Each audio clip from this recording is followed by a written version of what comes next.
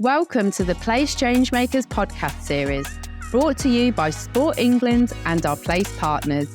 In this series, we dive into the world of place-based approaches to tackle physical inactivity. Join us as we explore the skills, mindsets and behaviours, all crucial for driving change across local systems. Discover practical examples, challenges faced, and the transformative experiences of those at the heart of this work.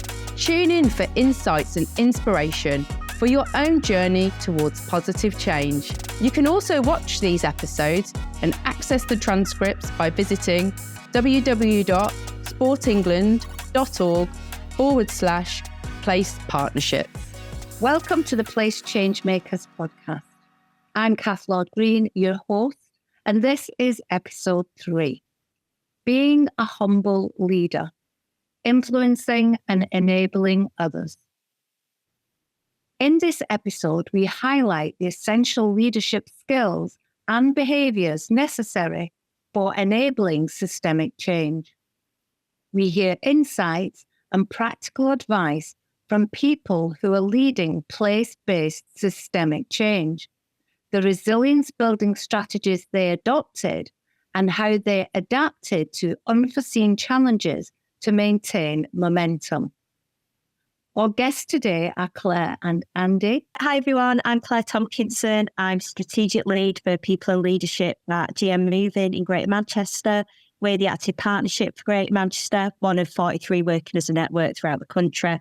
And we're also one of the original 12 local delivery pilot areas, now known as place partnerships, so testing and learning what it takes to build activity and movement into daily life. My role as Strategic Lead for People and Leadership is generally based on belief that it's people that inspire, motivate and support people to move more and live more active lives. The building movement back into daily life is really complex. It's not just a personal choice. There's lots of barriers and inequalities. And therefore we need to support people, workforce, volunteers to work and lead in different ways that are more collaborative. So a lot of my work is based around leadership development with a real strong emphasis on capacity, capability, mindset, relationship and behaviours to unite people in a place around shared purpose rather than their organisational goal. And I fell into this work kind of by accident. My background's in working with the voluntary sector and connecting the voluntary sector with health and social care. And I think there was a bit of frustration within that work that there was lots of projects that were brilliant, weren't changing the leadership styles, behaviours and cultures and weren't leading to long-term sustainable change, which is why we wanted to really reframe what we meant by leadership and who are the leaders in our communities as well. Hi, I'm Andy Maddox. I'm Strategic and Service Lead at the City of Doncaster Council for Leisure Services. My role here is to oversee anything that's physical activity or sport related, be that contract management of our leisure trust, major sports events, sports development in its traditional sense, but more recently over the past 6 to 8 years, very much around systems thinking across the council using physical activities at all for working with our communities. I sit within the Chief Exec's office, the newly formed Chief Exec's office within their teams there, but actually within public health. Although my background's not in public health, I've been working in that team for the past 8 years. And that sort of brings a sort of new aspect of my work to that. My background is very much, I've worked my way up from the shop floor, if you could say that. Coaching was my passion at the age of 14, 15. I coached in the outdoors, particularly kayaking, canoeing, sailing, etc. And for my first sort of 15 years working, I worked in outdoor education, working way up to running centres and managing programs, both here and also coaching abroad as well. From then, I've sort of stepped into the realms of sports development in 2000. And then since then, I've sort of worked my way through the system in the authority, working in numerous departments and areas around physical activity. And that's as wide as sort of active travel, capital expenditure and builds all the way through to the public health setting now. So, Doncaster's been my life as a workplace predominantly, although I've worked elsewhere in the UK and abroad. But also the ability to sort of, in a single organisation for a length of time, gives you that reach across an organisation and understanding of how it works. What does leadership mean to you in the context of your role and work? Good question. Leadership for me is about empowering people, empowering teams, empowering individuals, empowering organizations. I think the key to this work that we found, and hopefully that in a reflection of my sort of career, as I've been in leadership positions most of my life, either as a coach, when you're coaching people, you're actually taking people through a program of technical skills to actually expeditions and things like that. You're in charge, and that's a different type of leadership to where I am now. However, the key point about this is about getting the best out of people and making them believe in themselves. So one of the things I always think of as a leader in leadership in a team, and I don't like calling myself a leader, because as soon as you start doing that, I think that you start thinking you're apart from the rest of the people. So I always see myself as, my challenge is to get the best out of individuals. And let's say if it's the team I work with, it's actually to help them develop and blossom as they grow. To the point where if they wish to move to another organization, how do I help them get that role in another organization? It's not about keeping those people in situ. It's about bringing that leadership out. And I think it's also a term we'll probably come across a number of times in this conversation about distributed leadership. And what does that mean? And how do you empower that? And how do you take that forward? So it's an interesting place to be in. It's an interesting way of working. It does mean you've got to let things go. You've got to let those responses go. And that is a challenge to most people who are seen as leaders to allow that to happen. And that's probably something we could probably, across the whole system, both internally in like a local authority, politically, and also in what other wider systems, is actually start releasing some of that authority to others who are in the system. Contained it in one place is not the right style of leadership. It's about giving authority. And as one of my old chief execs used to say to me, permission to proceed with permission. And that sort of is the way of thinking about it. Yeah, I'd agree with that as well, Andy. And we've been doing a lot of work kind of to reframe what we mean by leadership within a collaborative environment. So we talk a lot about leadership. It's not about your position or how much positional power or authority you have, or if you're in charge. Because when you're talking about working across sectors and boundaries, there generally isn't anyone in charge of all those different bits of the system and across different sectors. So we talk a lot about leadership as the people who are capable of you working with others to create change. And that can be absolutely anybody, anywhere, with a real focus on relationships and behaviours and reputation and trust. And do you create more change in the middle of an informal network, or do you create more change at the top of a formal structure within an organisation? So leader to me means people having the skills and capabilities to unite a really broad group of people and diverse group of people with different contributions to make, to work together around a shared purpose, rather than a leader being someone like in charge with all the answers, because I don't think that really exists within a complex system. I think what you say there, Claire, about a shared purpose is crucial. It's about principles and values that everybody actually hopefully buys into and wants to work to. And I think that is a critical part of the leadership in the early stages, is with others, is actually agreeing those shared principles. And then once they are in place, is actually being strong enough to be beholden to them and not be pressured to waver away from them. So we from day one in Doncaster, we set our principles out very strongly around how we would work with our communities, individuals, groups, etc., and how we would support those. And that has enabled us to hopefully grow a distributed system where the leadership is not just owned by those in the local authority, but it's owned by those that are working to those set of principles. Yeah. And I think one thing I said before in my introduction was, we know that one thing we've learned over the last few years is that being active and moving more isn't a personal choice. It's not just down to your own willpower and motivations. You can't talk about activity and movement without talking about inequalities and education and transport and health and green spaces and community clubs and community organisations. So to get all of those people seeing that they've got a role to play and a contribution to make, particularly when they don't think that activity and movement is part of their core area of work, to be able to get them all to point in the same direction and see it as part of their work and see they've got a role to play, is a big part of the kind of like the leadership culture that we're trying to develop. Claire, you mentioned earlier on skills and capabilities of leaders, what would you consider to be the most important leadership characteristics for driving systemic change? I think the clue's in the word, what you've just said, of systemic change, of being a leader within a system is very different from being a leader within an organisation, and it requires a very different set of skills, behaviours and mindsets. I think the first thing is having the ability to recognise the situation that you're in, recognising that when you're working on things like inactivity and inequalities, it is really complex. There's no project plan. You can't project manage your way out of a complex situation. So getting to leaders to recognise this is where we need to step in as a leader with a project plan, some targets, some KPIs. And when we need to step back and go, I don't have the answers to all of this on my own, and that's fine. It's not a weakness. It's a strength to recognise that. And I need to bring in different people is, for me, a key skill within this kind of work.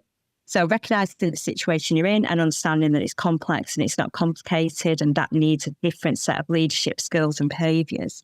We talk a lot about this thing of whether it's a leader as a hero or a leader as a host. So when to step in with a plan to save anyone and when to step back and bring other people into the conversation is vital to me as well. Understanding the local context, but being able to kind of connect that to the bigger picture as well. So having an eye on everything that's going on that influences activity and movement without just thinking specifically about the details. And we talk a lot about values as well. That's something we've come across loads in our work, of being led by your values and understanding how different values and worldviews and mindsets impact upon the work and could create resistance to change. So really moving from, I'd say, a very transactional delivery mindset to a very transformative, collaborative mindset.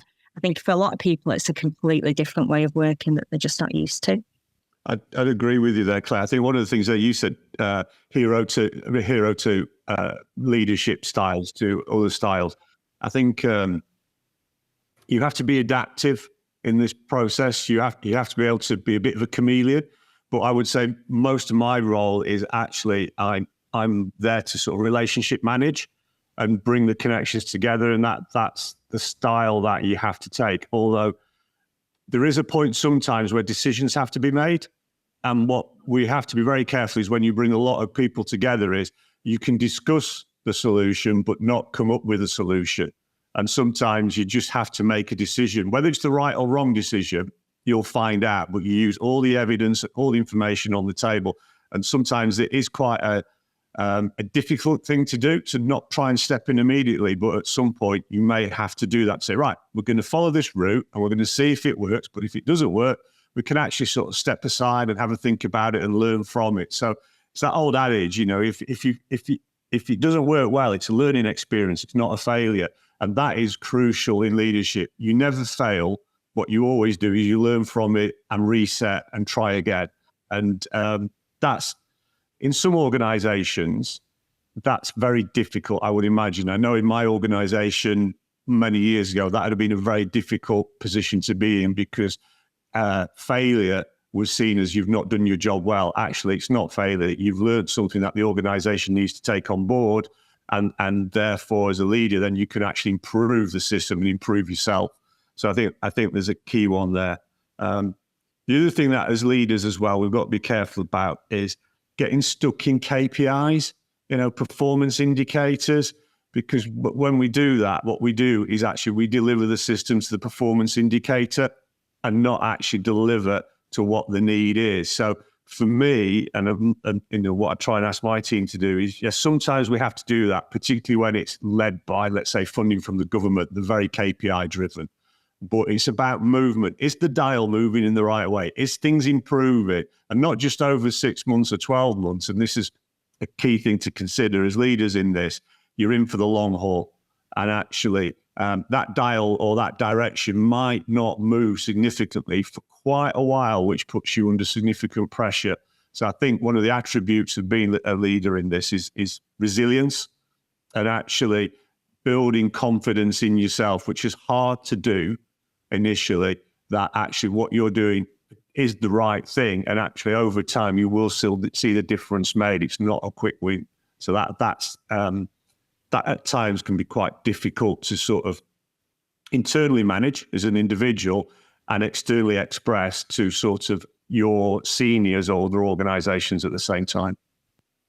Yeah, it's a really good point, Angie. I forgot about that. It's that sense of having a view on the bigger picture and that long-term change. This is a generational level change. This isn't something that's going to happen overnight, but able to do that and bring people with you and kind of alleviate some of the fears from sometimes some of the more senior leaders and funders who want quick wins, who want 12-month KPIs and formative measures. It just doesn't work in that kind of space. So how do you protect people and create the space to work in that way, but also tell a really good story along the way of the difference that it's making and why you're taking that approach? Definitely. I think the one thing about that approach and the distributed leader style is you look for other leaders in the system. So I know Claire and myself have spoke before. I'm a long timer in the local authority, so I've got capital in the organisation. I've been around in the organisation for that long. You know, you build that sense of personal capital with either politicians, individuals, managers, etc., working in the local authority and the voluntary sector and the sector outside. And I think that's a lucky position to be in, because you can actually pull on other leaders to do your bidding for you. So those that, if you're fairly new into it, it's looking for people who can be your advocates and your leaders on your behalf in other parts of the system and do your bidding or your work for you, as long as those principles are withheld to that we mentioned earlier.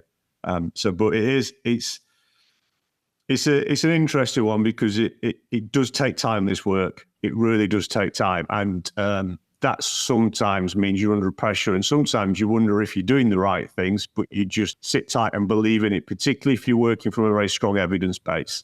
Definitely.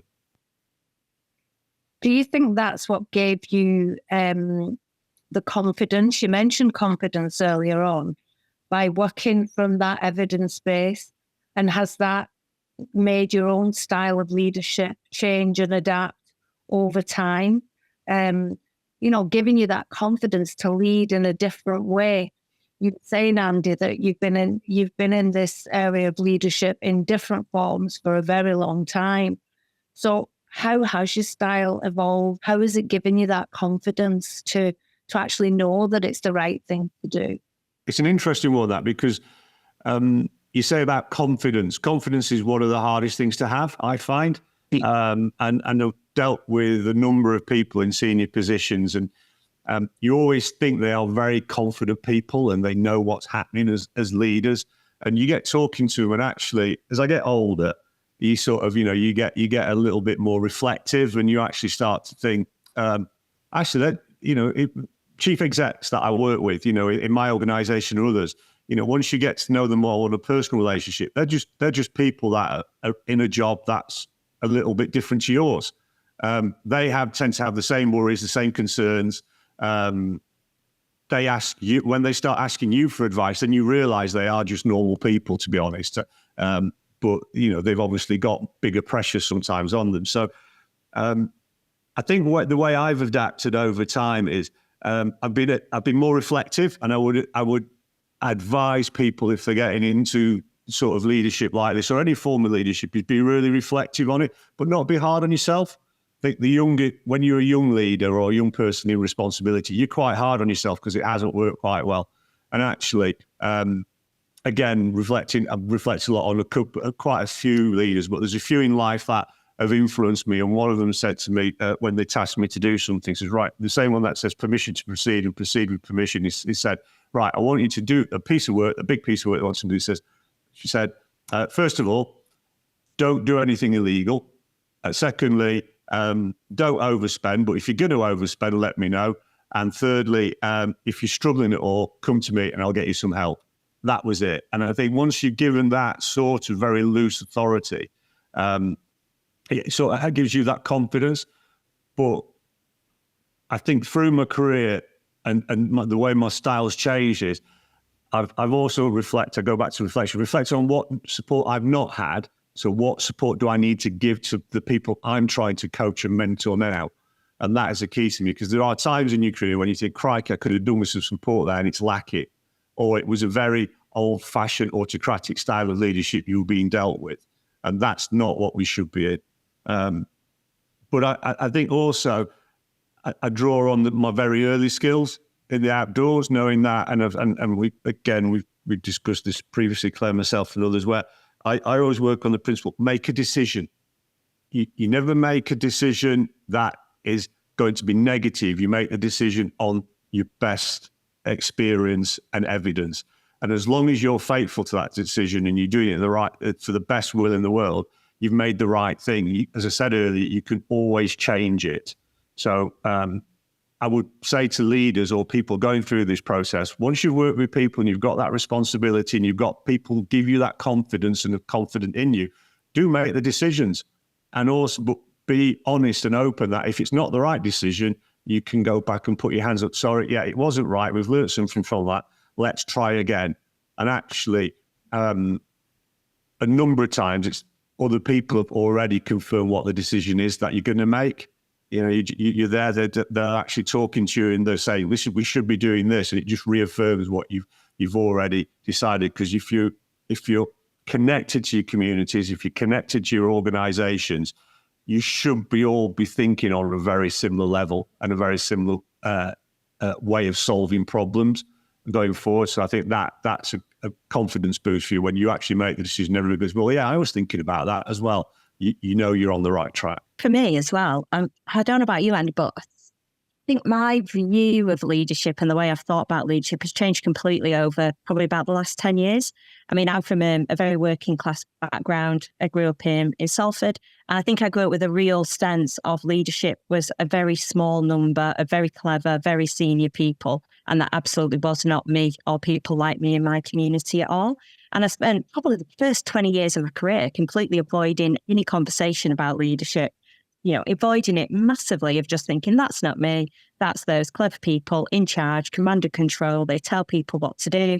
And that didn't seem to align with me and my values and my ways of working, which is really interesting now that I've kind of gone completely full circle around that. And I think it was from when I discovered systems. I was doing some work connecting the voluntary sector and communities with health and social care, and really seeing that command and control way of working just wasn't working. It wasn't doing anything to fix some of the inequalities, particularly around health inequalities that we're facing in communities. And coming across the style of leadership that was all about that distributed network of people at different levels, different places, cooperating to create change. And a leader could be anywhere, anyone and anywhere. That really shifted my thinking and made me rethink that leadership really needed to reframe it a little bit. So I can see that impact of that when working on some of the more deeply entrenched issues that we see in communities. So now I'm very much about leadership as collaborative effort, it's a collective effort. Decisions need to be distributed between the people who are closer to those communities and closer to those issues, and that it's not just restricted to a small number of people. I'd agree. I think what you're saying there, Claire, is that thing about collaborative. When we're talking about leadership, it's not a case of I'm the leader. It's not a case of my senior's the leader, etc. The role, as I said, is be about relationship management. My role is to try and unlock the system so it can happen. Now, if that means, unfortunately, I'm seen as the face of it sometimes, that's just because I've got the ability to actually go in and knock on the door of the organisation or the individual and have that conversation. It's not that I'm any better than the rest of the system by a long way. But it's just the ability to have those connections and have the time to do that. So I think that's one of the big changes in leadership. It's not you're going in there and sort of sorting people out. All you're doing is actually enacting on other people's asks to try and unlock things and make the connections. And 9 times out of 10, what will happen is you just leave them to have that conversation and walk away, because they will lead the decision making. They will actually resolve it. Me and my team may get involved, or other partners, if there is an ask for some specialist resourcing or some help or support as that goes along. And I think that's a crucial for working in this system is knowing that you do not have to be in the room all the time. You do not have to be part of the conversation. You need to actually be able to trust people to actually resolve those issues themselves and lead their own decision making. What practical approaches have you taken to build systems leadership capacity within your place, and what impact has it had to date? Yeah, so at GM Moving, we've been looking at systems leadership approaches since about 2020. And we started that after working in our place and in our communities for a couple of years. Basically what I was saying before, just seeing that the conditions and the culture and the distributed decision making was really getting, the lack of that was really getting in the way. So we developed our systems leadership approach. We've been running for a few years now, and it was really focusing on a number of kind of like learning and development opportunities. And we framed it very much in a way that it was open to everyone. If you felt like movement matters to you on your work, there's this cross-sector, collaborative, energised learning space that anybody could come along and participate in. And we listened really carefully to some of the things that people were getting stuck with and designed these opportunities around some of the, I suppose, less traditional training and development opportunities that you'd normally see. So we looked at things like introduction to systems leadership. What is it and what does it actually mean and why is it important? We looked at things like values and leadership and what does a values-led approach to leadership and decision-making mean? We looked at systems leadership behaviours and how are the behaviours that we need from leaders changing in the future and changing as a response to working in this collaborative way, deeply rooted in communities. We talked a lot about public narrative and storytelling and how you tell the story of the work in a way that brings people along and wants people to join you in action. And we talked about framing and how you work through uncertainty and change.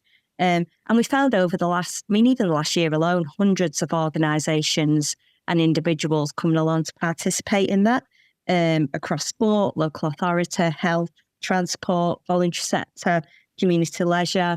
So a real cross-sector movement of people who felt that physical activity really mattered to them and their work.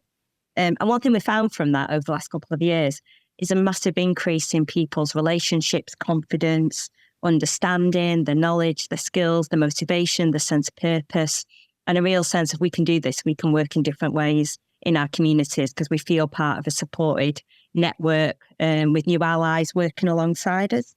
I think one thing we've noticed when we're getting stuck is I think we've done loads to increase the skills and capabilities of individuals. And I think we've done loads to look at what is a system-wide movement of people and what do the behaviours and values and mindsets look like. The thing we've probably overlooked is people then go back to work in an organisational culture that feels quite different. And if you've got a mindset of collaboration, shared decision-making, holistic thinking, whole system approaches, yet you're still working in an organisation that's very much got a traditional mindset of KPIs, project delivery, all of that kind of stuff. It'd be really, really hard to create change. So what we're looking at now over the next couple of years is the way we shift that focus to kind of bring in more of the strategic leaders and middle managers particularly, who I think get the blame for quite a lot, but are trying to hold all the pressures from above, look at what's going on side to side and have the people that they line manage wanting to work and lead in different ways. So we're really focusing on that strategic leadership, enabling that collective leadership. Who are the people in the system that can protect others to work and give them that bit of freedom? And the stuff you were talking about, Andy, how do you give people the freedom and the permission to say, go out there, make a decision, try something new, as long as it's done with the best intentions. This is, if you're innovating, you've got to go and try something different, even if it feels uncomfortable. Yeah, I think uncomfortable is a good word to use because a lot of this in the early stages is very uncomfortable. I think one of the things that we do hear a lot and see a lot of is in organisations and when they're working with the communities, they like to use the tag, you said, we did. So, the communities ask for something and we go and do it. And that is completely the wrong approach to take if you're a leader. Yes, we need to listen, we need to engage, but actually it's about empowering those organisations to do the work themselves. Because all you're doing by you said, we did analogy is a patriarchal approach that we are the family, we are the elders as an organisation, and you ask us to do something and we'll do it for you. Well, that world has changed very significantly from where it was, so say like in the 90s when that was very much a top-down approach. I think some of the practical approaches, one is around narrative, the lived experience, understanding the lived experience of those individuals you're working with. I can never say I can actually go there and put myself in their position. Although doing the work has again made me think a little bit about it. I've done some work recently with carers and around what they do, and it's made me reflect on my life, because I didn't realise I was actually a carer looking after my parents when one was disabled and one was ill. I just thought that was the norm. And suddenly, it was a light bulb moment for me, understanding that community a little bit deeper. Framing what you want to do and framing how you say that is crucial. How you want to express yourself and how you wish to actually talk to people and engage them needs a lot of thought. Engagement processes, how we do that is key. And sometimes you have to be learn on the hoof as we do that. We've got examples here where we've tried to engage with communities. We've not been very successful. We've then been able to work with them. And then we found leaders and advocates in there. So the key thing really is finding those diamonds in the communities who will become your advocates for you. And they are the leaders really, because they're seen as the trusted individuals to go forward and do that. And I think, it's something that does feel uncomfortable, as I go back to that when you first start it. But the more you do it, the more you see the benefits of it, the more it just becomes the norm. And that really does help you with your confidence and how to lead. But it is a real hard thing to do, to adapt your style fairly quickly. So don't be worried if you don't feel like you're doing it at pace. What you will do is adapt over time to become a completely different person. I'm completely different in a lot of my style now to what I was 6-7 years ago. Some of the things and tools I've got to use and be able to do that. And I think the thing around the distributed leadership is, everybody asks, how do you measure that? Well, we're in the fortunate position as being one of the place partners, one of the LDPs. We could actually do that from an academic way to watch it. And we know that we have now got a system of 3,000 leaders in Doncaster who work to our principles. They're all part of our systems network. They're all part of Get Doncaster Moving, which is our program. And they own it. I don't own it. We just support them to actually be the owners of that. And at some point, they will take ownership completely as the funding or our resources or our staff move away. So I think that's one of the end goals, is what is your sustainable outcome about leadership? And for me, the sustainable outcome is that you do yourself out of a job, and actually everybody takes that distributed leadership and actually has that onus to actually do the best they can in the system for the communities. How have you worked collaboratively to increase the diversity of leaders? And have you got any examples of that? Making sure that the communities are more represented in your place of work. Yeah, that's been a real big focus in our work in Greater Manchester, of how you make leadership and participation more representative of our local communities. And there's things we've noticed, some of the gaps and inequalities within our place. So within our systems leadership work that I was talking about before, we work very closely with a number of voluntary sector partners on that. So we've got a new piece of work looking at how we broaden the diversity of people leading and advocating for sport and physical activity. And that's going to focus on racial inequalities. So that's working with some very deeply rooted in communities, organisations who are really looking at kind of like a sense of justice and racial justice within leadership. So we're really looking at how we understand what the barriers are and how we elevate and amplify the voices of people who don't often get heard. So that's a new piece of work that we're just about to start. We've also done a big piece of work around volunteering and how to make volunteering in sport and physical activity more inclusive and representative of Greater Manchester communities. One thing we did quite differently with that is we obviously funded an academic research partner, but we also funded an advisory group to work alongside them, which was organisations from an inequalities backgrounds and inequalities focused. And what we found now is, even though the research has ended and we're looking at how we put those recommendations into practice, we've distributed that leadership to a number of working groups who are looking at increasing the diversity of both volunteers as leaders, but also leaders within their system as well. So they're looking at things like race, mental health, disability, children and young people, and getting more young people to think about careers and volunteering in sport, physical activity where they wouldn't normally. We did some work with the Chinese community, the Jewish community, asylum seekers and refugees, and we're doing some work with Greater Manchester Poverty Action around the impact of poverty and the cost of living crisis on volunteering and leadership opportunities as well. So we've really distributed that leadership to that collaborative network of people who are leading that change in their communities together. And we're also doing some work with Greater Manchester Youth Alliance, again, increasing the diversity of young people considering sports and physical activity as a career and diversifying the workforce gradually over time as well.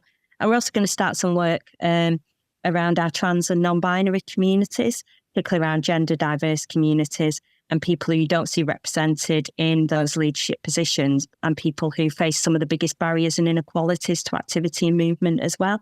So we've done some work around that and we're just looking for a new partner to work with us on that as well. And a big piece of work is looking at recruitment and how you recruit differently. And that's going to be a longer term piece of work for us, working with some partners around our like NHS people and culture strategy. It's coming up within there a lot as well. I think we seem to have innovated on everything apart from the way we recruit people into the workforce. So we're really, really keen to look at how we kind of redesign that to make it more inclusive for people who aren't represented in the workforce at the moment. I think that the voice of those that's not heard is a crucial one, and it can be drowned out by sometimes by the champions of an area who are very positive about it, or actually by those that are actually just lobbying for something. So that as leaders, you need to be aware of that sometimes the voices you hear are not necessarily the voices of the community. So it's interesting how you can try and get that voice and be able to engage with it. And what we found quite a bit is sometimes you'll come across a character who just sat, let's say at a meeting, sat at the back of the room, and they just make one comment and you think, well, hang on, I need to follow up on that. But actually that's not the forum to do it. And from that, you may actually, it's like pulling a piece of thread. You suddenly unthread something and you start getting traction in a community or in a group. And we've got examples of that from one conversation we've had, because we've tried to be as wide in our discussions. We've been able to actually engage with a group we've had very little or no dealings with previously, and that's actually helped us sort of engage deeper with that community, those individuals, etc., which then helps our partners. So a lot of the time, what we talk about here is that actually the use of physical activity is primarily around actually those stubborn inequalities and trying to get rid of those stubborn inequalities. Our starting point is not to talk about being physical activity makes you healthy, because most of the communities we're going to be working in actually have lots more greater problems to worry about. And it's actually how can we use our tools to enable our partners to deal with those stubborn inequalities. So we work very heavily with our teams in public health. We fund posts in public health that work with people that coach and help people that have got long-term illnesses, etc. We've also got groups that work with other agencies that are actually around employment and employability. We're hoping to work with our mental health care trust around those people that are actually in mental health care hospital to enable them to have a social network through physical activity that stops them going back into care. Now, if we can do all those things and get those people engaged and have those conversations with our non-traditional communities, we can then sort of start having a greater conversation around increasing levels of physical activity. So for me, the question around how do you work collaboratively and how do we increase in those diversity, those leaders, actually, I would say is find out what their language is, i.e. what they talk about, and talk about that. Do not talk about the benefits of physical activity, because that's not high on their agenda in most cases. Once you've got a strong relationship, then you can have that discussion, and then intrinsically, they will become your leaders for you. They will become your advocates for you. And then, as I said before, you let that roll, and that network and that social network grows as long as they understand what the principles are. But it's not easy, to find it. In some areas, like Claire's mentioned, they've got greater connections with communities than we probably have here in Doncaster, just because of the nature of the build of the communities and the population densities we have, and etc. But at the same time, you do find some really interesting routes in. An example of one of those for us was we were doing a lot in parks, and actually what we decided to do in one of the parks is we've got a wild area that's grown. And as an exercise, this is not designed as an engagement tool. We did scything. So, with a scythe, a bit like Adrian Turner did in Poldark, that style of thing, if you remember that program, we were scything. And the school next door to it, the primary school, is probably one of our most racially diverse schools. it was the time they were coming out. As they came out, we had a group of parents, different demographics, stop and watch. At that point, some ladies came up to us who were Somalian, and they actually explained they can remember their grandmother siding in the fields, and that took them back to that. That started a conversation. Now we're connected with them, and they're part of the Friends of group for that part. We had a chap who was Eastern European, and he came and told the instructor he's doing it completely wrong because they side in a completely different way.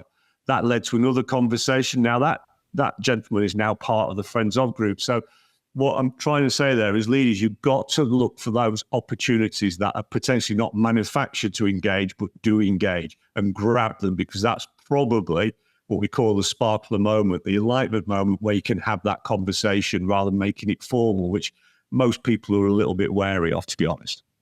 I think there's been a lot of learning here. And to round up, what has been your learning? Would you do anything differently?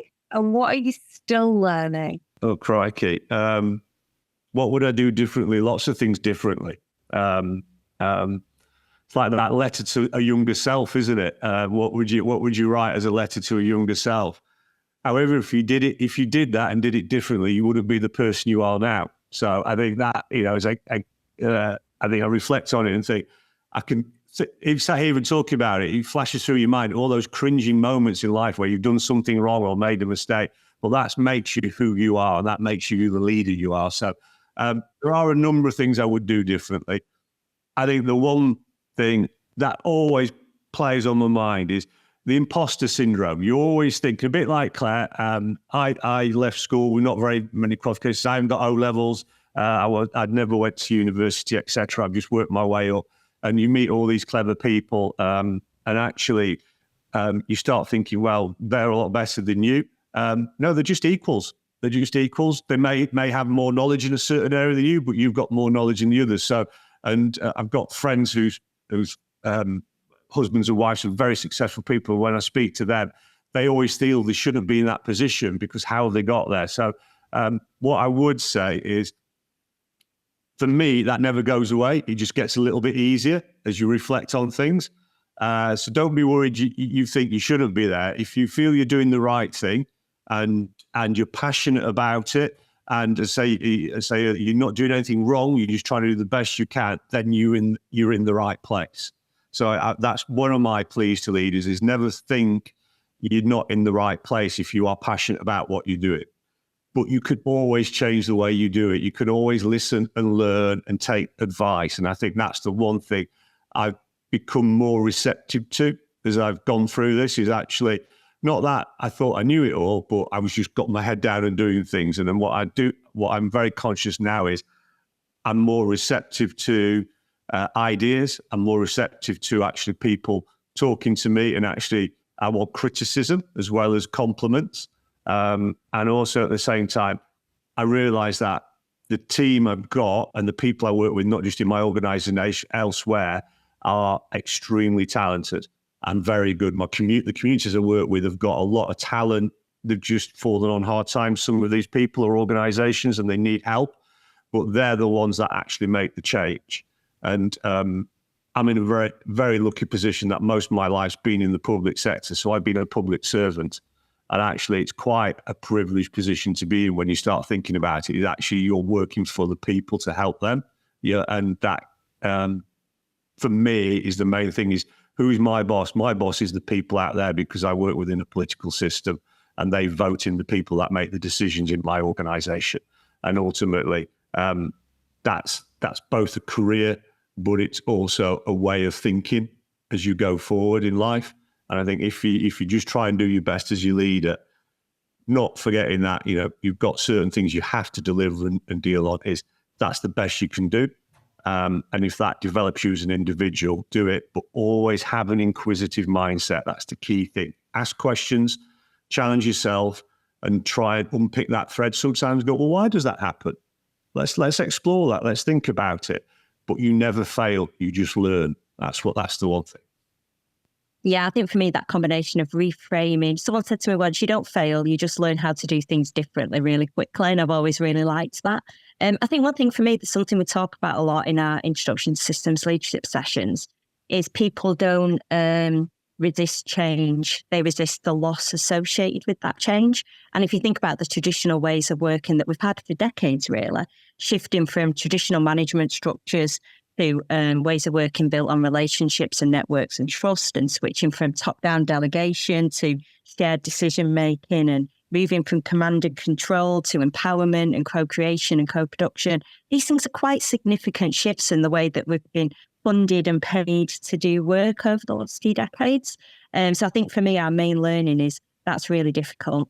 It takes a lot of time. It takes a lot of trust, and to be really aware of what people think they might lose as a result of that change, and being mindful of that and curious and have a lot of empathy about that from the start and meet them where they're at, can stop some of those kind of like blocks and challenges later on. So I think my learning is not underestimating the scale of the change that we're asking people to do.